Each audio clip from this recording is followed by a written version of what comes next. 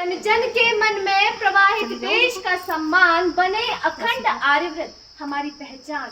विश्व गुरु की ध्वजा आज लहरा रहा है चंद्रयान। जी हाँ, विश्व गुरु की ध्वजा आज लहरा रहा है चंद्रयान। अब चिड़िया नहीं, अब चिड़िया नहीं, जी हाँ अब चिड़िया नहीं, सोने का बांझ बने हिंदुस्तान, सोने का बांझ बने हिंदुस्तान। मैं आज अपना परिचय अपने नाम से नहीं बल्कि अपने देश से देना चाहूंगी। मैं उस देश की नागरिक हूँ जिसके होठों में गंगा और हाथों में तिरंगा है।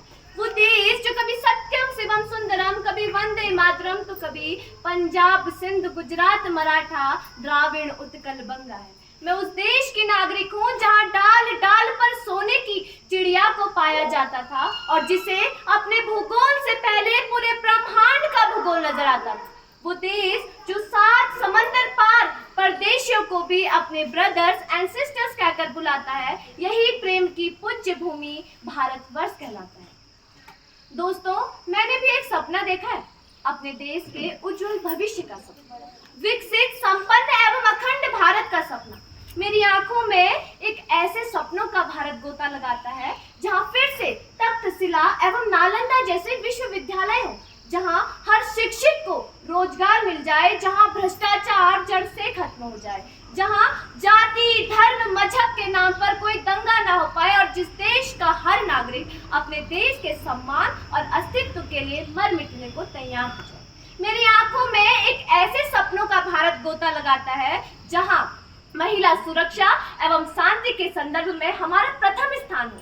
लेकिन ये बताते हुए बड़ा खेद होता है कि विश्व के 177 देशों में से आज भारत 128वें स्थान।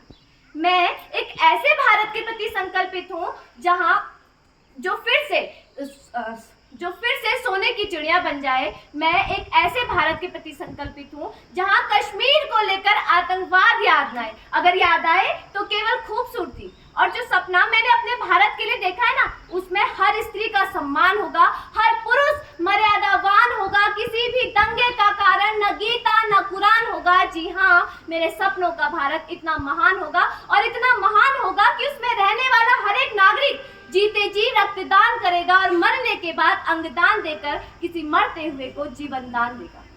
और जो हम आजकल देख रहे हैं कि वो बच्चे जिनके माँ बाप उन्हें जीवन भर पालते हैं, पोसते हैं, इतना बड़ा करते हैं, वही बच्चे अपने माँ बाप के वृद्ध हो जाने पर उन्हें वृद्धाश्रम की चौखट पर छोड़ देते हैं। ये मुझे तो ये बताते हुए भी शर्म आती है कि वे बच्चे अपने माँ बाप को वृद्धाश्रम की चौखट पर छोड़ देते हैं।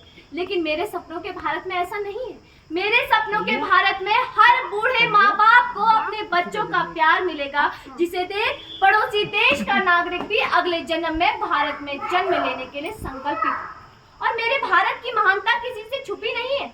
भारत की महानता किसी से छुपी नहीं है। जब दुनिया अपना भूगोल पहचान रही थी तब हमने पूरे ब्रह्मांड का भूगोल खोज डाला था, और जब दुनिया 1 2 3 में लगी थी तब हमने शून्य खोज डाला।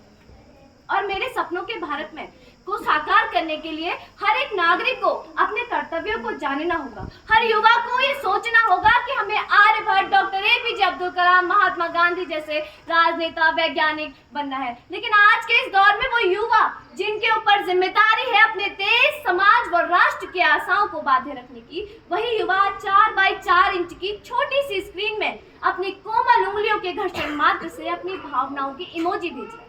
महोदय, एक देश तब तक विकसित नहीं हो सकता जब तक इस देश का एक भी नागरिक अपने कर्तव्यों का पालन न करे।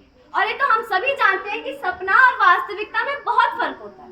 लेकिन आज इस मंच में पूरी जिम्मेदारी के साथ मैं भारत की बेटी यह आह्वान करती हूँ कि मैं अपने सपनों को साकार करने के लिए एक नव क्रांति लाऊंगी, क्योंकि सफलता उन्हीं को मिलती है जिनके हौसलों में जान होती है।